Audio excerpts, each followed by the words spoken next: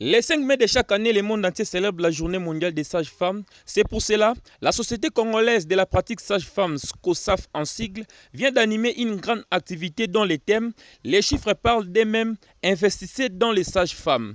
Tout a été commencé par la prière, ensuite l'hymne national et la vice-présidente des SCOSAF, Madame Moulozi Pascaline, a étalé son mot de circonstance.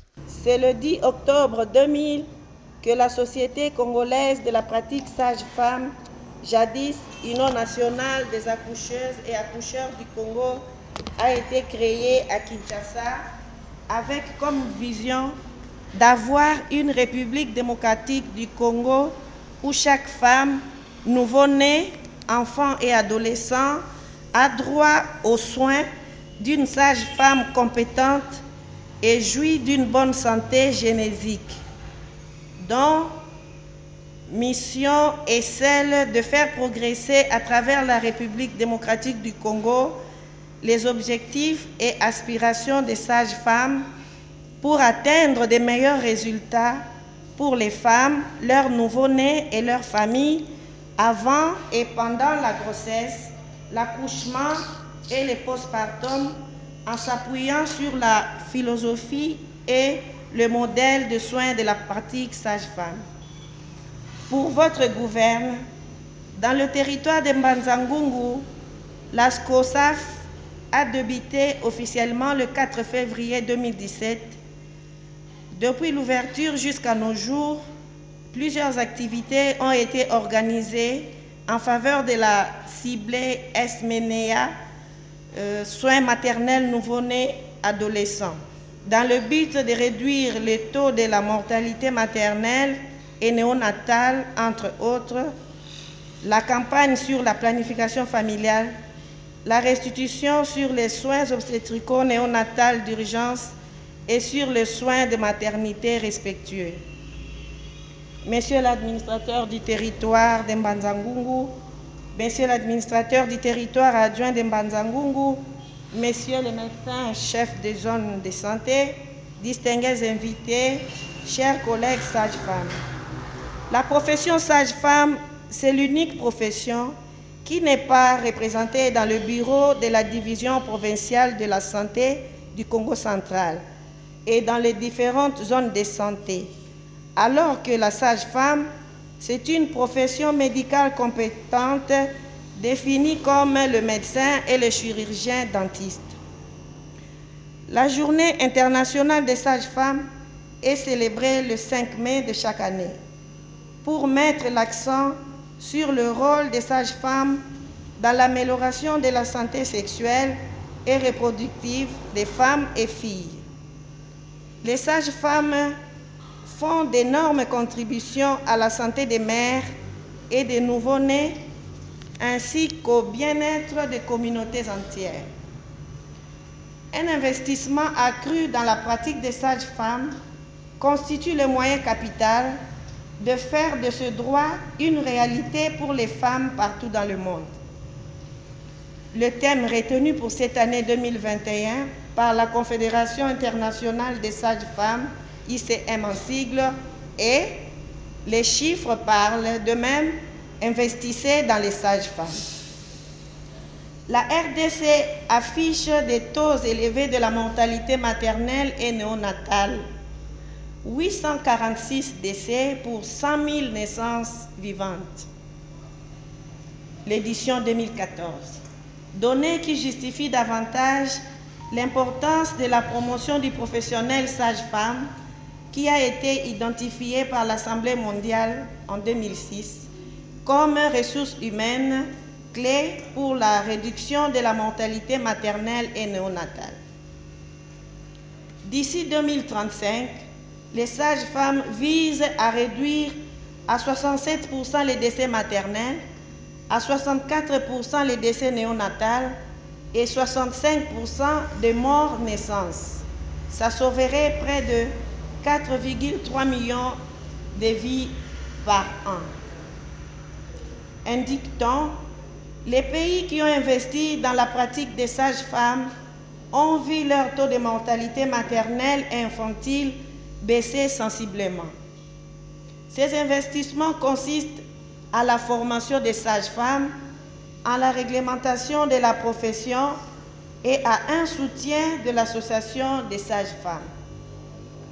Pour ce faire, la Société congolaise de la pratique sage-femme, avec l'appui technique et financier de ses partenaires, va marquer cette célébration en RDC sous le slogan « Réglementer la profession sage-femme, c'est le meilleur investissement pour garantir les droits à la santé sexuelle et reproductive des filles et des femmes de la RDC. » Que vive la République démocratique du Congo, que vive la Société congolaise de la pratique sage-femme. Je vous remercie. Champ de la pratique sage-femme et les soins de maternité respectueux, les points exploités dans l'exposé du président de SCOSAF Mbanzangungu, M. Wei Zola. On a parlé sur les champs de la pratique sage-femme, où nous avons parlé de l'identité professionnelle de la profession sage-femme. On a aussi parlé sur la philosophie de la pratique sage-femme. Tout ça, c'est pour faire comprendre à la sage-femme son identité et connaître aussi ses attributions dans une équipe multidisciplinaire, parce que la sage-femme ne travaille pas seule. Il travaille avec les médecins, il travaille avec les infirmiers, les laborantins. La sage-femme doit aussi connaître son identité professionnelle et comprendre aussi sa philosophie dans la profession sage-femme. Et on a parlé aussi des soins de maternité respectueux. Dans les soins de maternité respectueux, ça veut dire que c'est une attitude respectueuse, de bienveillance à l'égard d'une femme enceinte ou soit de la femme. Et c'est là où on a insisté sur les 7 droits universels de la femme enceinte ou soit de la femme en général. La couleur rose, c'est vraiment une couleur composée de 2 couleurs, la couleur blanche et la couleur rouge. La couleur blanche, chez les infirmiers, chez autres personnels de santé, ça signifie espoir. Mais maintenant, la couleur rouge, ça signifie danger. Nous, une femme enceinte, c'est une personne qui est en danger. Ça veut dire quoi? La couleur blanche plus couleur rose, chez nous, en profession, ça signifie porter l'espoir à quelqu'un qui est en danger. Donc, parce qu'une femme, c'est une femme qui est en danger. Ça signifie aussi les noms, l'identité de la sage-femme. À part ça, l'identité, c'est aussi la couleur de l'enfant à la naissance. Que dire de la plus belle fleur quand on vous donne aussi? Votre femme vous donne une belle fleur, par exemple. C'est vraiment la signification d'amour. Parce qu'on ne peut pas comprendre quelqu'un qui n'est pas sage-femme de porter une tenue rose. Portez la tenue qui convient à votre profession. Moi, je porte la tenue rose par rapport à ma profession. Parce que quand quelqu'un vient à l'hôpital chercher une sage-femme, avec la tenue, il peut facilement m'identifier.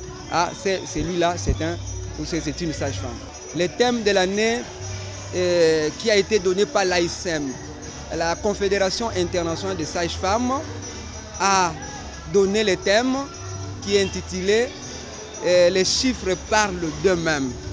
Investissez dans les sages-femmes. Ce n'est pas seulement quelqu'un qui est en dehors de la profession, mais c'est aussi vous, la sage-femme, qui est là. Contribuez pour votre association. Bientôt déjà, nous aurons ordre des sages-femmes. Donc ça veut dire quand vous contribuez aussi, vous investissez dans la profession sage-femme. Les représentants des médecins chefs de zone, Dr Héritier Ndossi, avaient démontré quelques points très importants pour les sages-femmes. Comme le thème le dit si bien, les chiffres parlent d'eux-mêmes. Investissez dans les sages-femmes. La zone de santé de Mbanza-Ngungu a été pendant plusieurs années l'une des zones de santé pourvoyeuses des décès maternaux-infantiles, s'expliquant en partie par la quasi-absence des personnels qualifiés et formés essentiellement dans la gestion de la pratique des soins obstétricaux et néonataux. Monsieur l'administrateur du territoire, Auguste Ensemblé, nous pouvons ici vous confirmer, sans crainte d'être contredit, qu'avec le développement de la filière sage-femme d'une part et l'attribution de la gestion des services de maternité exclusivement aux sages-femmes d'autre part, la courbe de la morbimortalité materno-infantile évolue de manière décrescendo. Chères sages-femmes, nous sommes sans ignorer des contextes de précarité dans lesquels vous travaillez, malheureusement encore appuyés par une maigre rémunération par l'employeur, vous amenant parfois à recourir à certaines pratiques fallacieuses, baptisées par quelques expressions à l'instar de Mbongo ya Makila, c'est-à-dire un peu d'argent dessous demandé à l'accoucher après avoir dirigé son accouchement. Ou sinon, sucré à ses peines, qui du moindre a toujours été demandé en espèces et non en nature. Ou encore Kokatanzete, comme si vous étiez des bûcherons. Longue est la liste.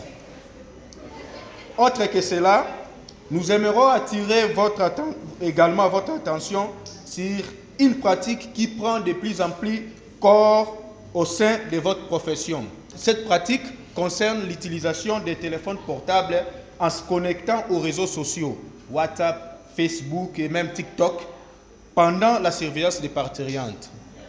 Cela constitue une source de distraction et de manque de concentration et il y a des conséquences néfastes sur la surveillance des parturientes. Nous aimerons vous illustrer également quelques cas de figure de l'impact de la pratique